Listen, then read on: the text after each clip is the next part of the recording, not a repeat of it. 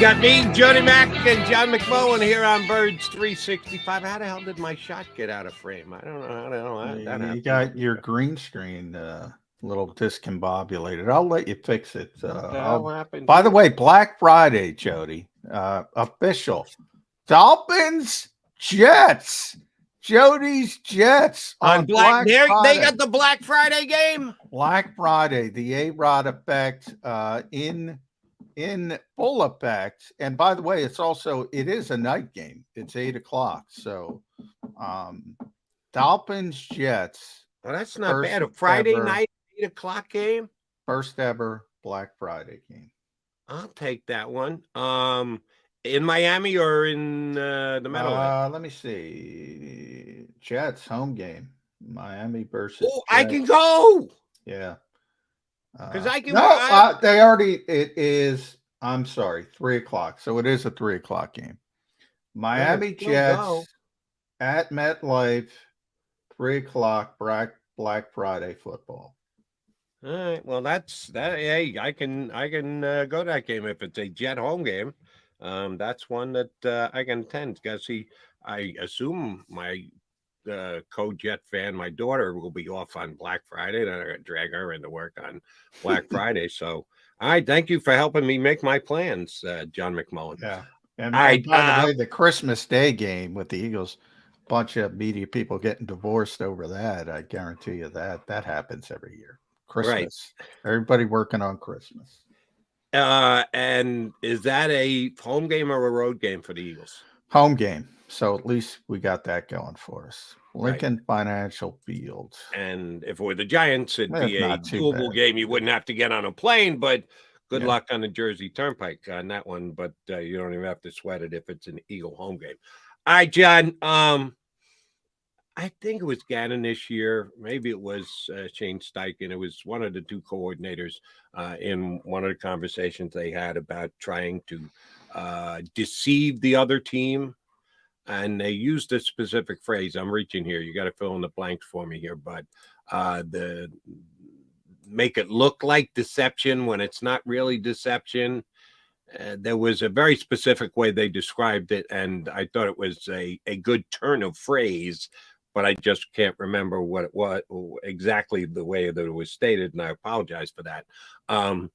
I'm going to bring that out for a stance that was put forth yesterday around the NFL by the Ravens general manager, Eric DeCosta.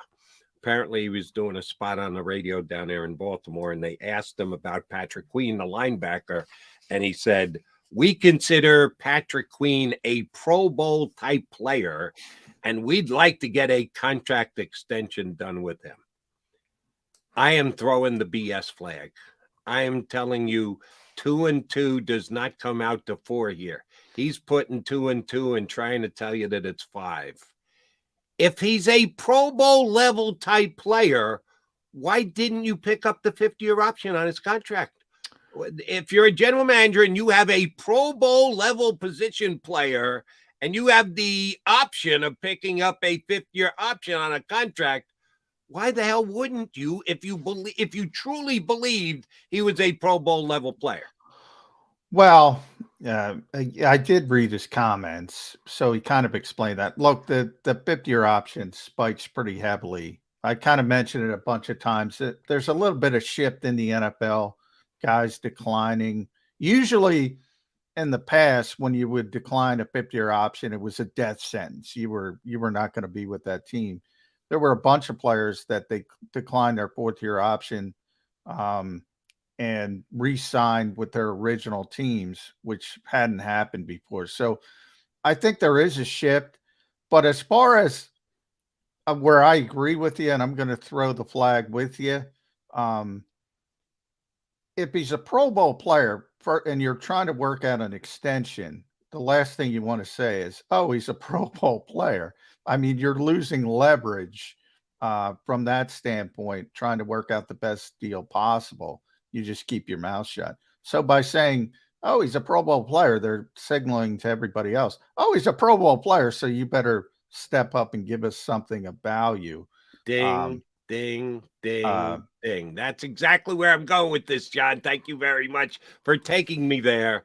this is not a negotiation with Patrick Queen. This is a negotiation with the 31 other teams in the National Football League.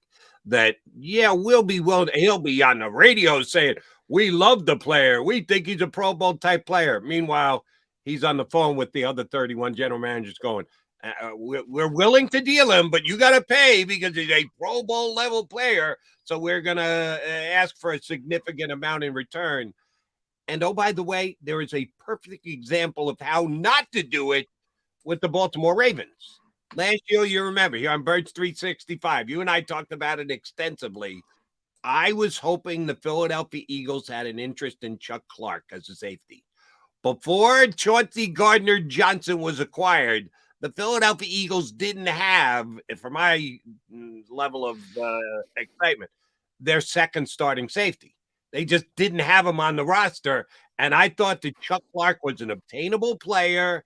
They spent the big money on Marcus Williams, who you continue to tell us, man, the Eagles really wanted Marcus Williams. The Ravens just went a little bit too high and got out of the Eagles' comfort zone, and they wouldn't have paid that much, but they negotiated hard to get him. So the Ravens got him, and the Ravens draft Kyle Hamilton as the starting safety. Where does that leave Chuck Clark? Well, you know what it did? Last year, Chuck Clark led the Ravens safeties and tackles. Career high, 101 tackles as a part-time safety, as a rotational safety. They rotated all three of those guys last year, and Chuck Clark was still able to lead the Ravens in tackles from the linebacker position. He didn't lead the Ravens overall in tackles. That would be Patrick Queen, the guy who I want to see the Eagles acquire. But you know what they got from the Jets for Chuck Clark? A future seventh. Not even a seventh, John. A future seventh. The Jets don't have to give up the pick. But here's where I'll say, and again, I've said, hey, I think the Eagles should make the call. Howie always makes the call, so he's going to make the call. But I think it starts on day 3 with the Eagles, and maybe it's 2 years down the road, whatever. You just brought up, they have signaled, and you bring up the safeties, good point, because what did they do with signing Marcus Williams at $14 million a year and drafting Kyle Hamilton, who, by the way, was the top-ranked safety in football per Pro Football Focus. You and I loved him coming into the draft. He's going to be a really good player. They signaled, these are our guys, and they are their guys. And ultimately, they ended up trading Chuck Clark. But they kept him. He played the whole year. The same thing could happen with Patrick Queen. But long-term, because they have one more year with him, long-term, they've signaled. They paid Roquan Smith a mint. They drafted a kid in the 3rd round. That's not as big as a deal as drafting Kyle Hamilton as high as they did. But more the money for Roquan Smith. You're not paying that money for an all-ball linebacker. And oh, by the way, paying Pro Bowl level money for a second all-ball linebacker. You're not doing it. You know, even the dumbest GM ain't buying that, Eric DeCosta. You might be trying. That's what I don't get about some GMs. You know, okay, you can fool fans, you can fool media. Who cares? You're not fooling the people that do it. They know what the score is. They know what you did to get Roquan Smith. They know you can't pay 2. They know. And certainly somebody like Howie Roseman knows. Right. So all he's going to do, Howie's going to say what I just said and said, look, dude, I mean, you're up, you know, a certain type of creek. You're not paying this guy. Do you want a day 3 pick? Maybe we can work something out. That's right. Here's why I don't think you can get him for a day 3 pick. If he plays to the level he played to last year, which was borderline Pro Bowl, not quite Pro Bowl, even though Eric DeCosta may call it Pro Bowl, whatever, you're going to get a compensatory pick for him anyway if he walks out the door. Are you telling me you think if he gets 111 tackles again next year, he's only going to be worth a 6th round pick? Remember the position. Remember the value. Remember how many guys get paid, which essentially was 1. I mean, Roquan wasn't a free agent. Then what are the Eagles going to get as the compensatory pick for the linebacker they lost to the Bears? I think it was a 6-rounder. 6-rounder, I believe. Okay, so and that's all speculatory because they haven't said it yet. But then why would you make a trade for a guy for a 4th-round pick if you're going to get 6th and you get to keep him for the year and benefit from his playing all year? There has to be an increase on what you think the compensatory pick would be to give up the services of the player for a year. Tremaine Edmonds, I'm just looking it up, got 4 years, $72 million, $18 million a year average annual value. Number 2, Alex Anzalone, 3 years, $18 million. Boy, did Detroit. I'm starting to sour on Detroit. Actually, from Eric Kendricks got a decent deal, 2 years. That's probably a bad deal. 6.6. One off-ball linebacker got paid extensive money. And again, I've criticized Chicago for doing that. Yeah, I don't, the compensatory part of it. And remember, also, I think people forget about compensatory picks. The Eagles had a plan this year. They knew they were going to lose a bunch of players. They didn't want to, they went out and signed these, 1-year prove-it deals to make sure they wouldn't affect their compensatory picks for people like Javon Hargrave and et cetera. And they're going to get 4 of them. That was part of their plan. Now, next year, they might want to gain players. They might want to sign a player or 2. The plan is not necessarily going to be the same. So the assumption that somebody's going to sign somewhere else and you're automatically going to get a compensatory pick is not the case. It involves how many gains versus how many losses. Then it's by contract size. The Eagles' entire plan this offseason was to make sure they got those 4 compensatory picks. That was part of their plan. Howie's very good at that stuff. I don't think that's going to be the plan next year. Certainly not to that degree. So that factors into it as well. But my larger point to it all, Jody, is I don't think Eric DeCosta's got a lot of leverage, especially with smart general managers, and I consider Howie in that category. And I think he's trying to create it for the dumb general managers. And that's not going to be the Eagles. Well, we agree on that. I think he's trying to create it for the dumb general managers, which there just aren't as many dumb general managers as there once were. So I saw it through his attempt to build the player's value up and laughed at it. But I think the value is inherent in the way that he plays. I don't think you're going to be able to steal Patrick Queen because I think he's too good a player.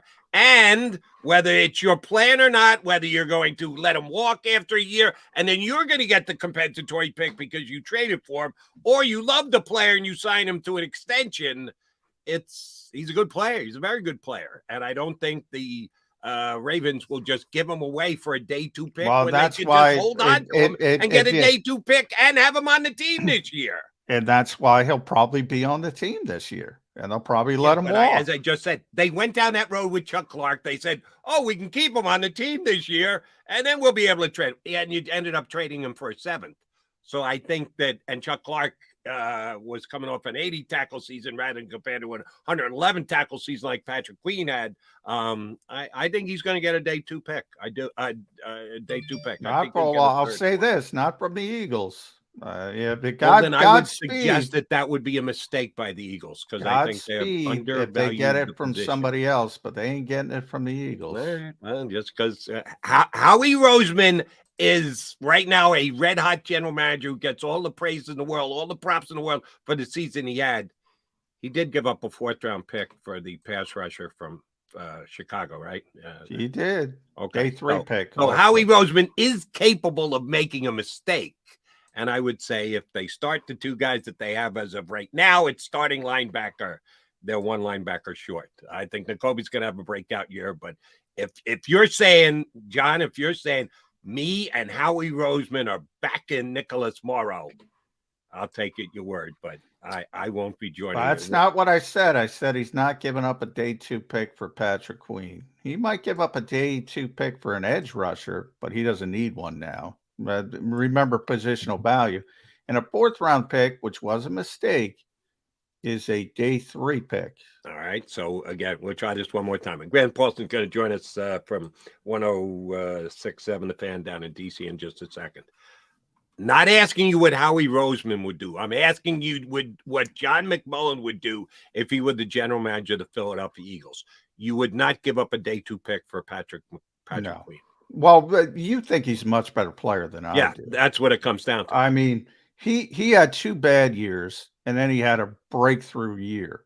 And he was not near a Pro Bowl player as Eric DeCosta. He was good. He was good. He was solid. But he hasn't lived up to his reputation coming out of college. So number one, I don't think of him as a player that you do at the same level. I think he's fine. I think he'd be certainly the best linebacker on this team walking in the door. We'll see if Nakobe can. Then how do you not give up a 3rd round pick for the best? Because he's not worth the 3rd round pick. There's the Eagles, their lone weakness, with all due respect to Peter King, who says they have no weakness. No, they do have a weakness. It's off-ball linebacker. But that doesn't mean you just overpay because that's what Howie always says in the draft. We're not drafting for need. We're not drafting for need. When you do that, you make mistakes. You're more susceptible to making mistakes. It might be CJ Gardner-Johnson at linebacker, somebody like that on August 30th. He'll add a body. I can't tell you who. I can't tell you when. He'll add a body, but he's not going to overpay just because he's got a need on what's today's date? May 10th. Will that body be Eric Wilson-like? That's the point I'm trying to make. Just because you can always say he'll add a body, but he's already got Eric Wilson-like. That's Nicholas Morrow. He's already got Eric Wilson. Well, then, so they don't need to add that body. Which is it? They need to add the body, or they don't need to add the body? Now, they need to add a better body than Nicholas Morrow, and I think they will. And his name is Patrick Queen, and you can get him from the Ravens for a 3rd round pick, and it's something Howie Roseman should be looking into. He John McMullen. I'm Jody McDonald. Our buddy Grant Paulson from 106.7 The Fan down in DC going to tell us how this offseason's been going for the Commanders.